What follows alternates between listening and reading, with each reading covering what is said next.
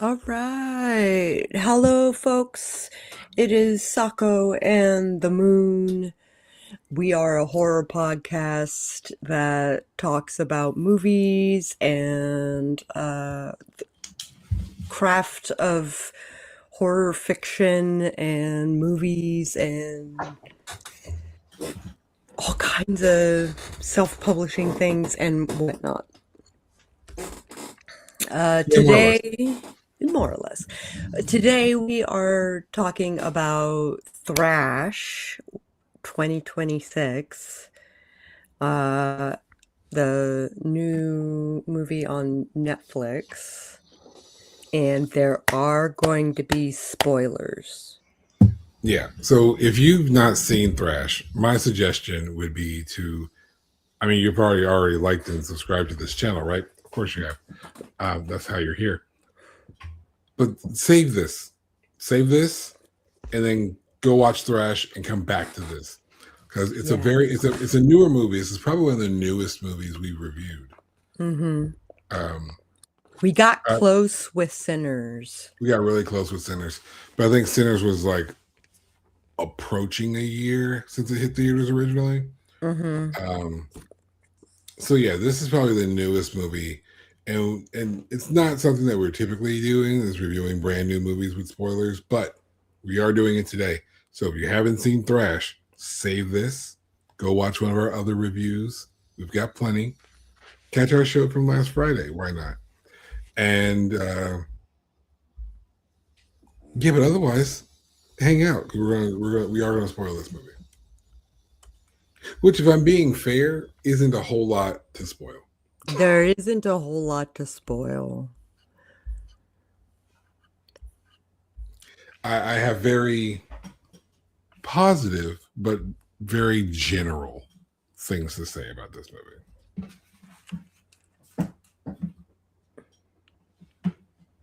So while Sako's adjusting her headphones, we have a 4-star system, and in those 4 stars, we talk about theme, production, writing, and characterization. The bumpers will come up here in a second. Yeah, hold For no on. reason, it's fine. It's all good. I'm moving ahead. Theme, Theme, production, production, writing, and writing, characterization. characterization. Each star category has a subset of stuff that we use to determine whether they get the star or not.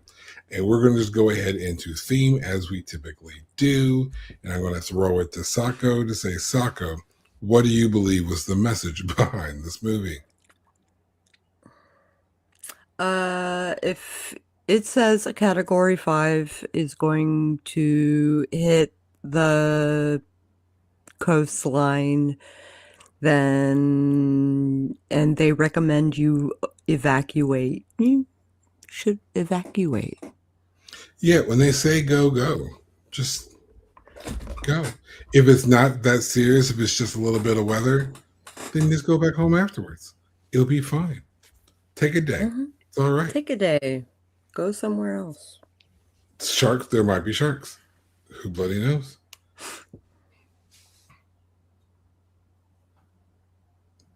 Yeah, that's all I got. The tone was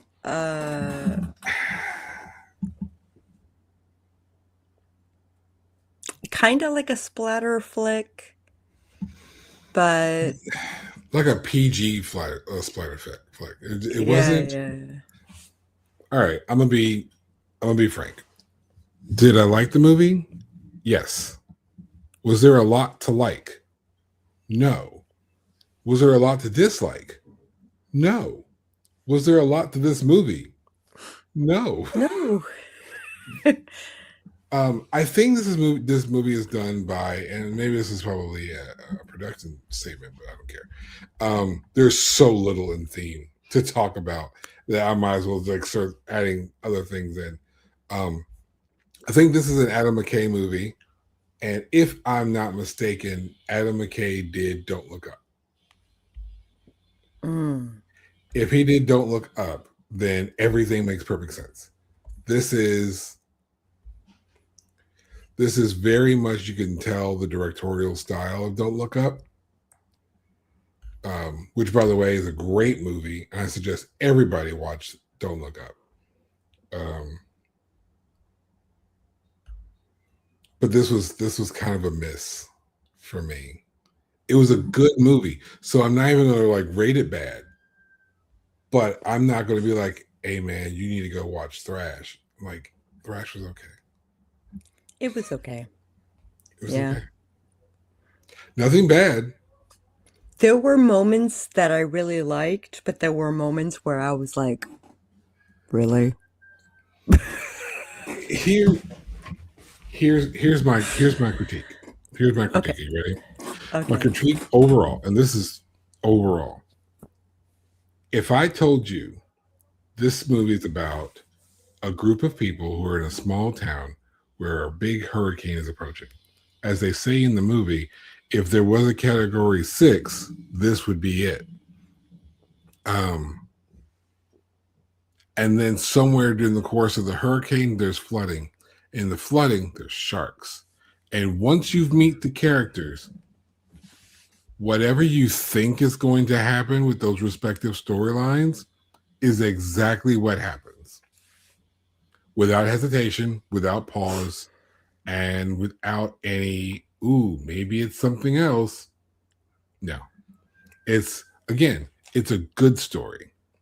It's a very linear story, but that is it. Oh, It is it a has a simple couple story. of branches. It has a couple of branches. We have Lisa's You have story. you have different subplots. I would not call them story branches. They are subplots at best. It's At like best. this group of people, and then My there's this group of favorite, people. my favorite were the foster kids. I did like the foster kids, Yeah. but that's my I overall thought, opinion. Like that's the I framing thought, of my entire review. I thought, okay, so backstory.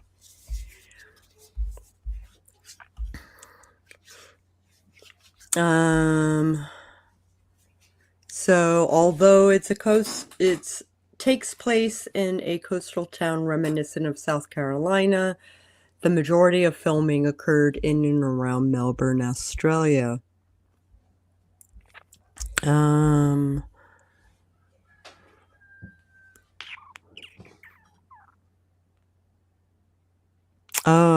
Interior scenes, such as those in the characters' bedrooms, were filmed in an indoor tank where the entire room sets were physically lowered into the water using a system of chains and pulleys. My sons watched this movie with me, and they actually inquired whether or not they were actually flooded rooms or some other sort of method of filming this. So it's nice to know that they went all out and had like a tank. So rather than trying to flood a fixed set with increasing amounts of water, production designer David Ingram used a system of Lego style buildings. Sets were constructed in three distinct levels, excuse me. As the fictional floodwaters rose, a crane would physically remove the lower levels of the buildings. Practical floating effects by lowering the sets into the water instead of pumping water in. The crew would realistically make furniture and beds float toward the ceiling while the actors were inside. That makes a lot of sense. There's a lot of water in this movie. I mean, anything involving hurricanes and flooding in a coastal area, it's a lot of water. I'm curious about the outdoor mega tank.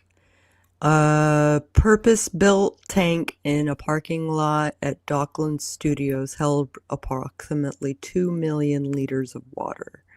This was used to create the central town square. That checks. It does seem small, but not in a way that's like bad. Um, Right, Again, right. there's nothing wrong with this movie. Um, And I have a thing this on is how this is they handled the sharks.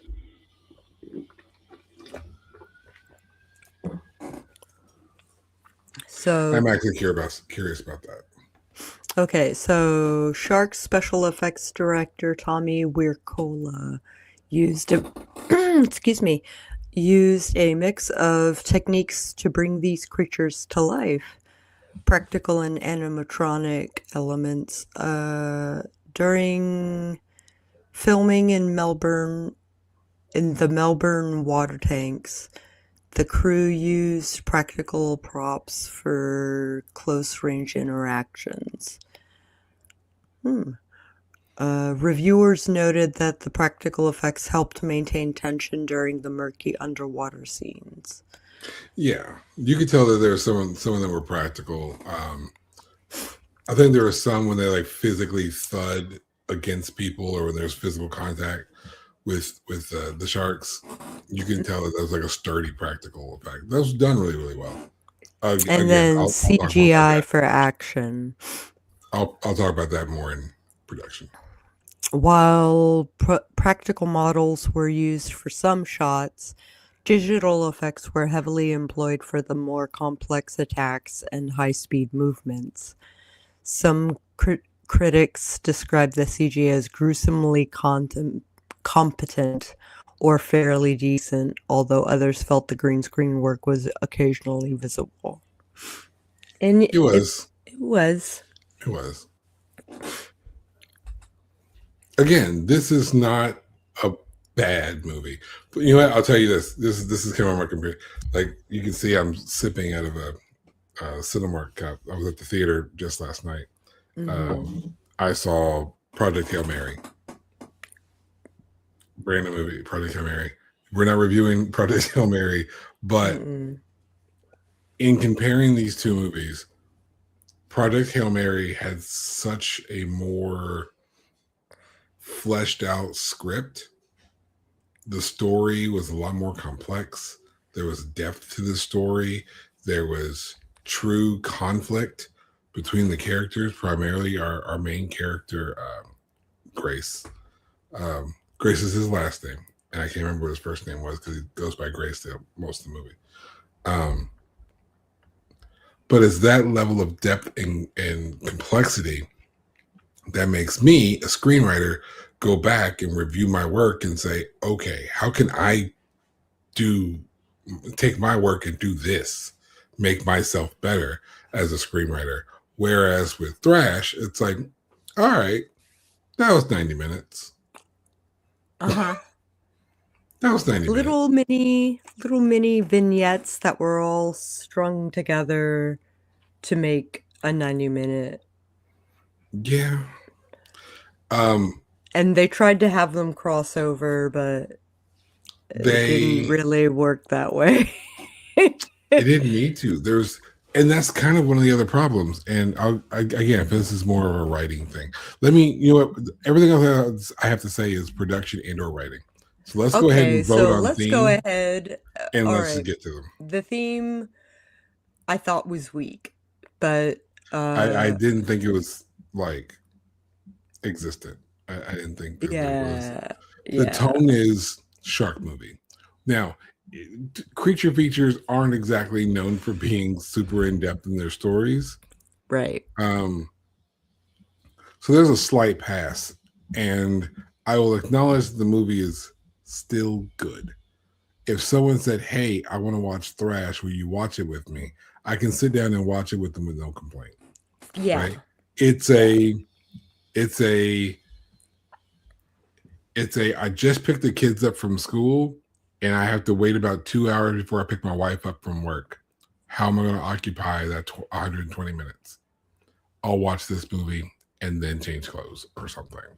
Or I'll make a snack and go watch this movie. You can fill your time with it. I don't hate the movie. It's going to sound like I do. I don't. So I can give it, I would vote collectively, we give it a half star.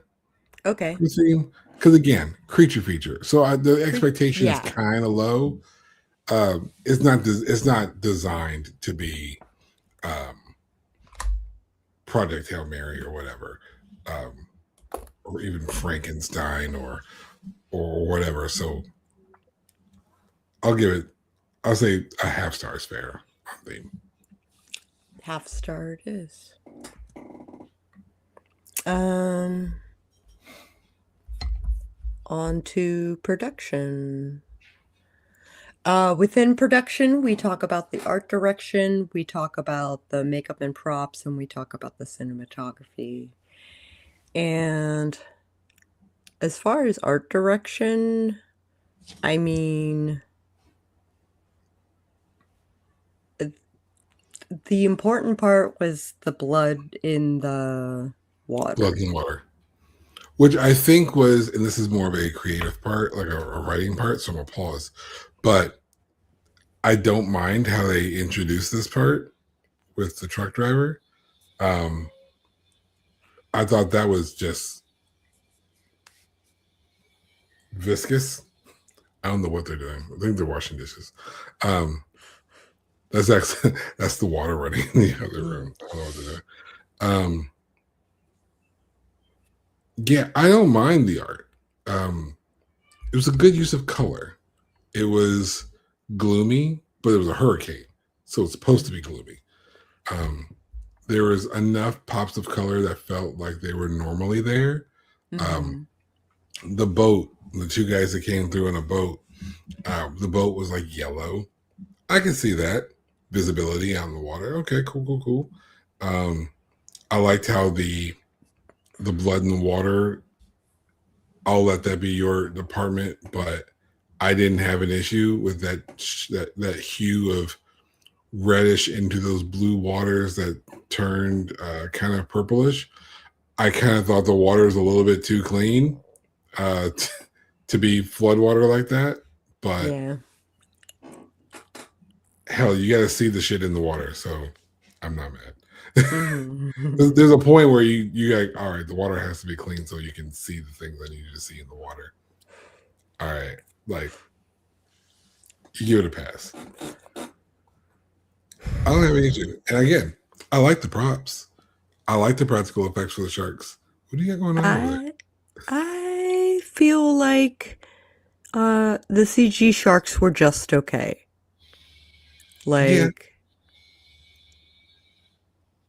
especially I noticed when our truck driver was attacked. I yeah, it was.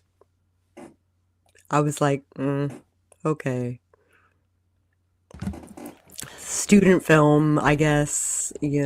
Like, it almost felt like the best student film. Like if this was a group of like college students, this would win an award. yeah. It should be the grade A top student film. And I don't say that to insult student films.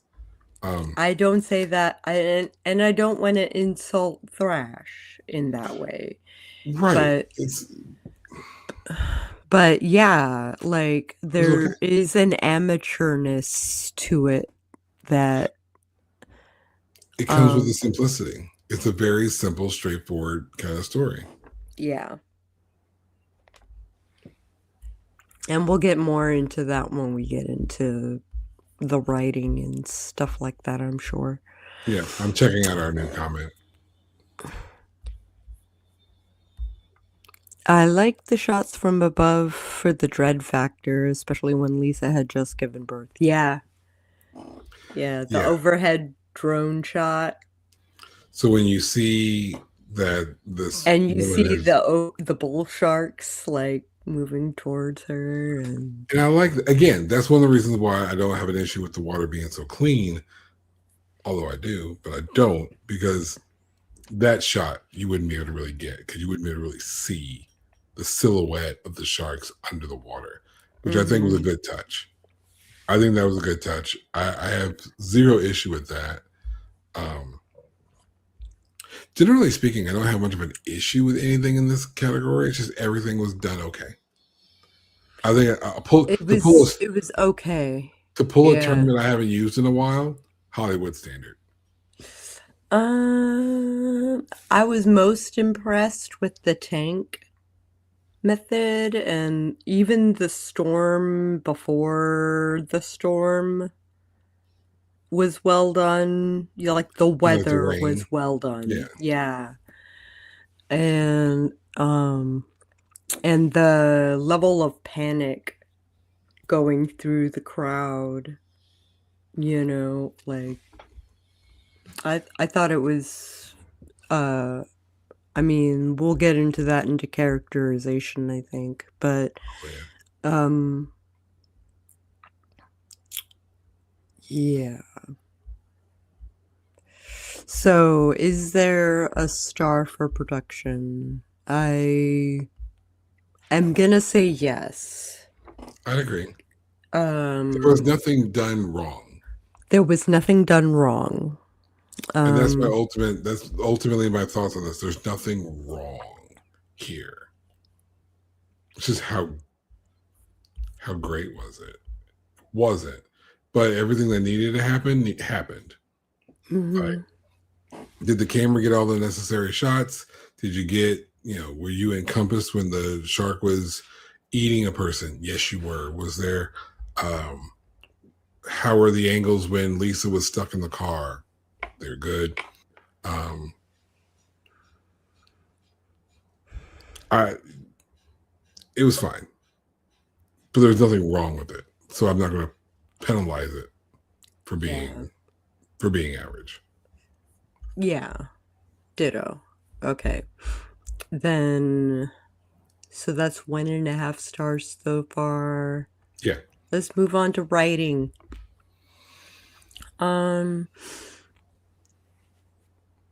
Let me go ahead and give the this is where I spoiled the movie. okay. Two things happen in the beginning of this movie. One, we find out that a really bad hurricane is coming, Hurricane Henry. We also find out that there's been some there's been an increase in shark activity nearby. Weird, but not crazy. We're introduced to some marine biologists. We're introduced to a pregnant lady. We're introduced to a young lady named Dakota who is on Xanax, so anxiety coming. I get it. Like, they really drove that home. The anxiety thing. Yeah, a little much, I think.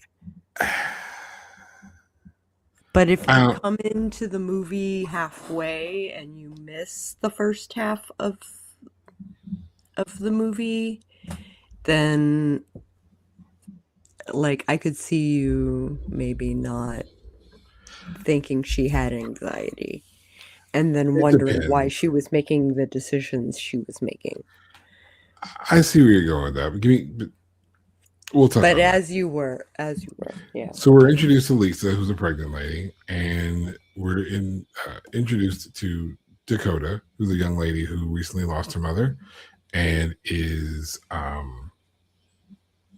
anxious. Mhm. Um, we're also introduced to three siblings who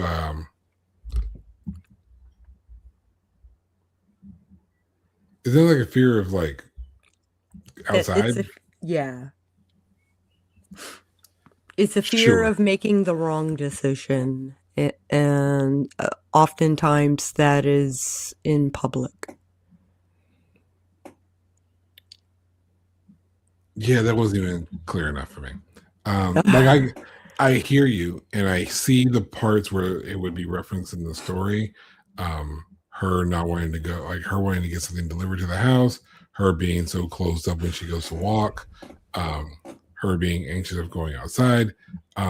That's still an anxiety, if you ask me. Um, Mhm. but again, we're introduced to the three siblings who are foster kids. And then we're introduced to their foster parents, Billy and Rachel, who fucking suck. Um, if you're going to be Billy and Rachel when you have foster kids and you're just doing it for the check, leave the kids to the foster care. Don't Mhm. bother. Don't take them home. Don't do that. Yep. If you're not going to just love these kids and raise them and have them be just good people and just raise them with love, then don't. Hmm. Just do not. Um, so then this story goes in exactly the pattern you think it does. Pregnant lady gets stuck. She can't leave town. She was at work and she can't leave town because the roads are already blocked. So she's stuck in town and she gets stuck. She gets stuck in a tree, sort of. She's stuck in her car, blocked by a tree. I'll read that comment in a second. And of course, this happens outside Dakota's house. Separately, we see her uncle Dale, who's a marine biologist, and his collective group of somebodies who are like, "Oh, we've got to go rescue my niece, Dakota." And then, of course, we see the three kids who have a foster parent who's like, it's just a little bit of weather. No big deal. So obviously, they're not leaving. So we have reason for every... lack of a better word, the redneck. There's no even lack of a better word. He was the redneck. These were Southern children. These were Southern children. We don't say redneck negatively because technically the kids were redneck, but they were like decent people. And I can tell you, living in Kentucky, there's some good rednecks out there. Anyhow, how do you think the story goes from here? Do you think that the bad parents get what's coming to them? Yes. The kids triumph by working together and being a collective group? They do. Does Dakota overcome her issues and save Lisa? Yes. Does Dale eventually make it to Dakota? Yes. Was there any real true hang up in any of that? No. Does Lisa have her baby while all this is happening? Of course. That's it. There's your movie. There's your movie. Was there like minor details? Sure. They had to survive overnight, but is it? That's all. Yeah. As far as like our judging criteria, like, I mean, the plot is a creature feature. Yeah.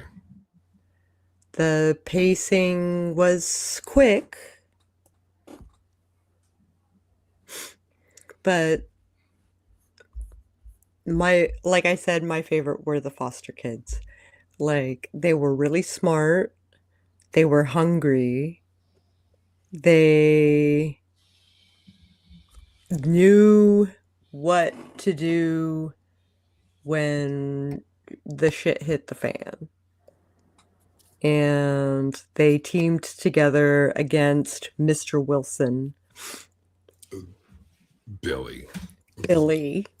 But they called him Mr. Wilson. Yeah. And which was a signal as to the dynamics in that blowing up the shark was cool. That was cool. That splatter of blood worked for me. I'm going to say, when you got a bunch of redneck kids who find sticks of dynamite, yeah, that's exactly what you expect to happen regardless of what the movie is. And it worked out really, really well. Yeah.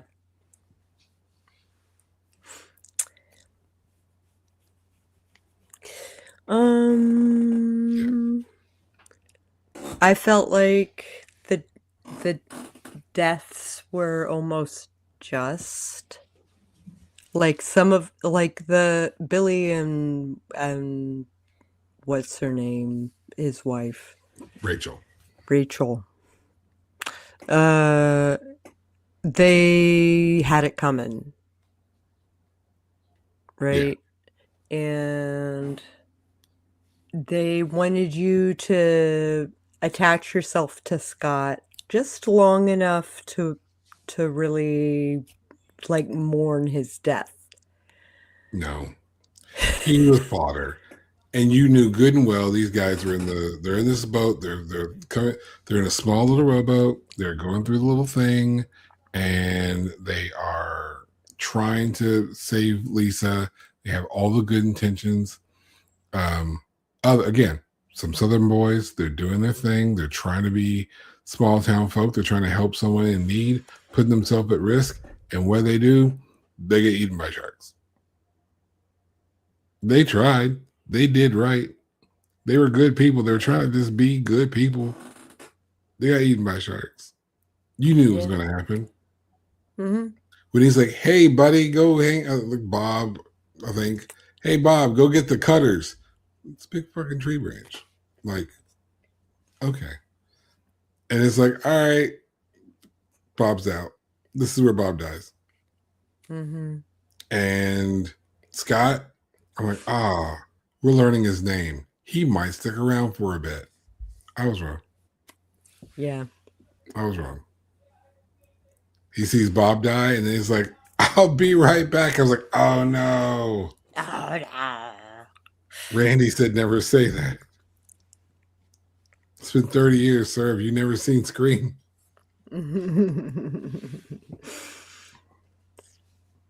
Yeah, Scott wasn't hanging around. It's fine. Okay, so the writing, I don't know.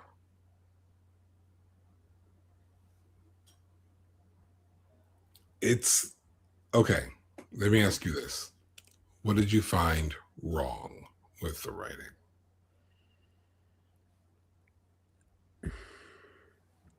Because I didn't find anything wrong. I just didn't find anything interesting. I felt like the stories would have been fleshed out just fine if they were their own, like, movie, I guess. Yeah. You know, like, it was very succinct. It was,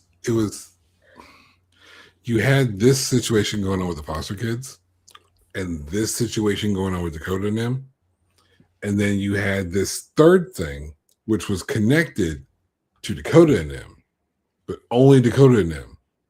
Never did these two main storylines connect. And Right. so I feel like if you had spent the runtime, if you had focused on one or the other, then you could have made a really good short film. We didn't need both stories. We would have stuck with Dakota only because there was a second half to that Dakota story with Dale and the reporter and such. So it's, can Dale get to Dakota in time to save Dakota and subsequently Lisa and subsequently the baby? That would have been the story.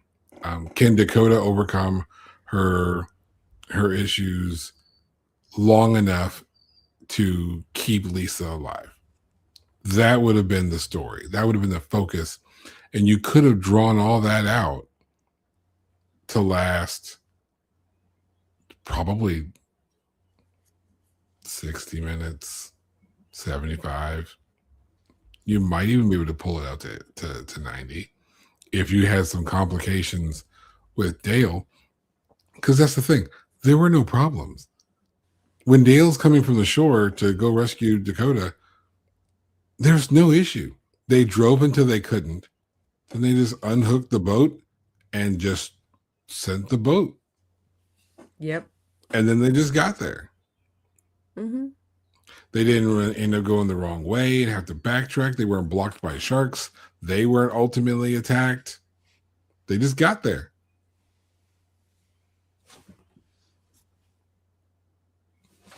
And Dakota was just like, all right, cool. In fact, Dakota didn't even do nothing like overnight. She fell asleep in the boat. Lisa was just by herself in the house. Lisa's the one that struggled more than anybody in this whole movie. Of all the people who lived, Lisa struggled the most because she's in a car stuck by a branch while it's flooding, so she almost dies there. She gets stuck in the house while it's almost flooding, getting suppressed by the roof, so she gets stuck there. And then she's just waiting in the water after having given birth, blood all in the water, and is about and having to physically fight a fucking shark. It just occurred to me that her mom was recommending that, why don't you do the bathtub thing like your sister? Yeah, she got her And water birth. so she got her water birth. Yeah. Shouldn't have been in a town square with sharks in the water, but you know, it's whatevs. But yeah, other than Lisa, who really struggled? The foster kids, I guess, but That's that was more long-term struggling and rather that than story didn't even need to happen. We didn't even need the foster kids. Granted, we didn't. love the foster kids, love the acting, love the story, loved their whole arc, but it was completely unattached to the rest of the movie, except for the fact that they were going through the same storm. There was nothing that connected this part to this part. You know what I mean? Yeah. Very rarely, when you have these two separate sections, do they work by not interacting. The only one I can think of off the top of my head is The Fifth Element, which is one of those few movies in science fiction where the main protagonist and the main antagonist never actually meet. They don't even share a scene together. Right. Bruce Willis and whoever Gary plays Oldman? Zorg. Thank you so much. They never share a scene.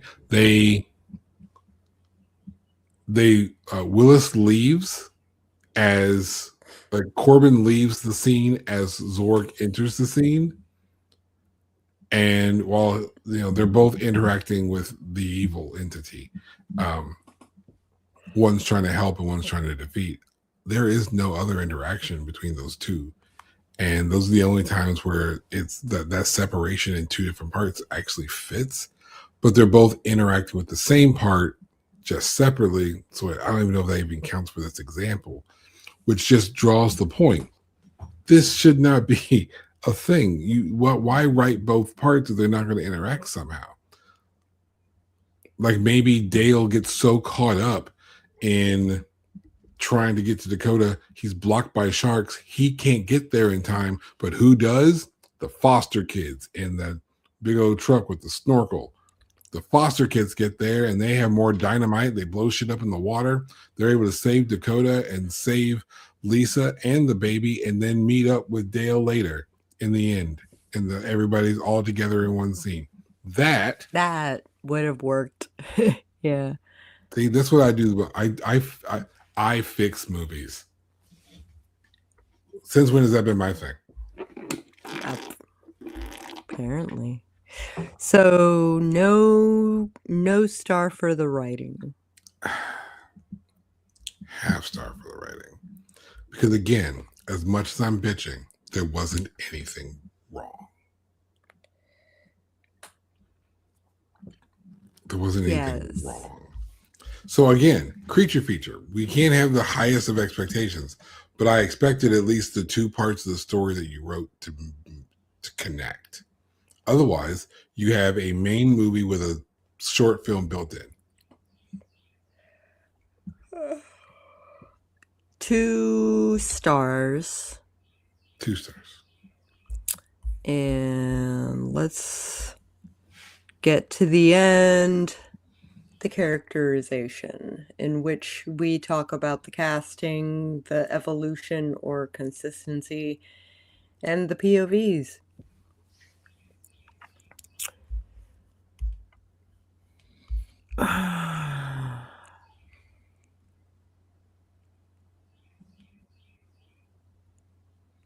Yeah, got nothing. I mean, the casting was fine. I've already said the redneck casting was fine. There was nothing wrong with it. The evolution, like, I'm glad Billy and Rachel went the way of the dodo. And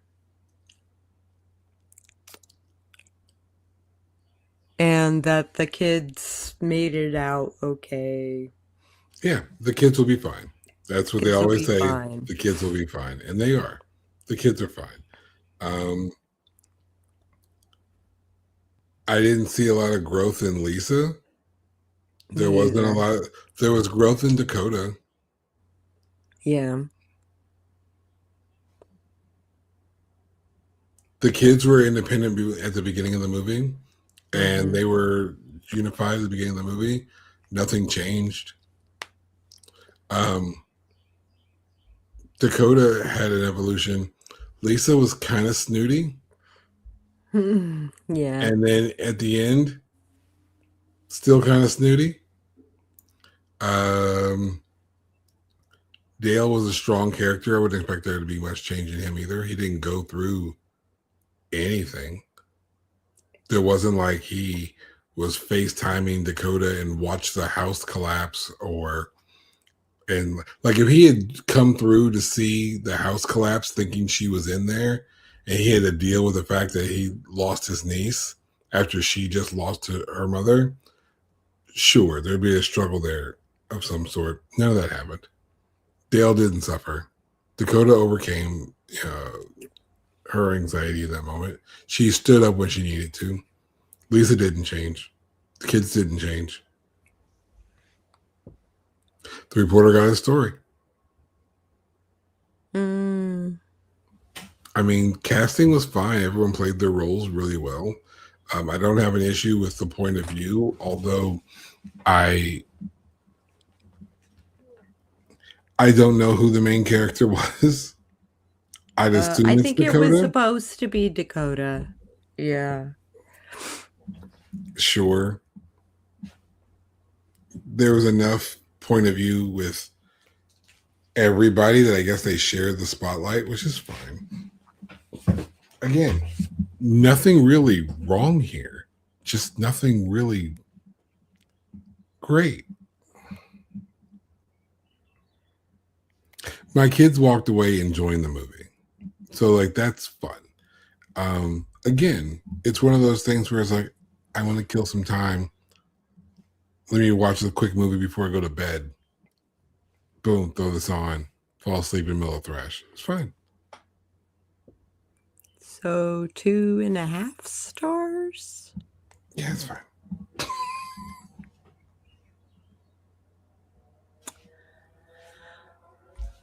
Yeah.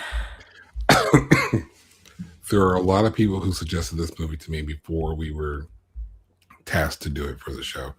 And so I am curious on what did I get wrong? Right.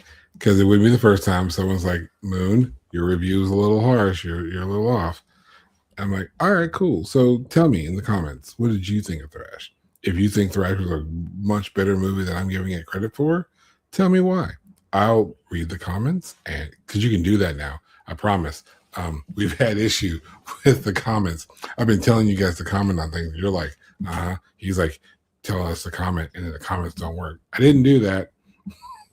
I It was didn't a, either, it was a but I YouTube fixed setting. it. It's a YouTube setting.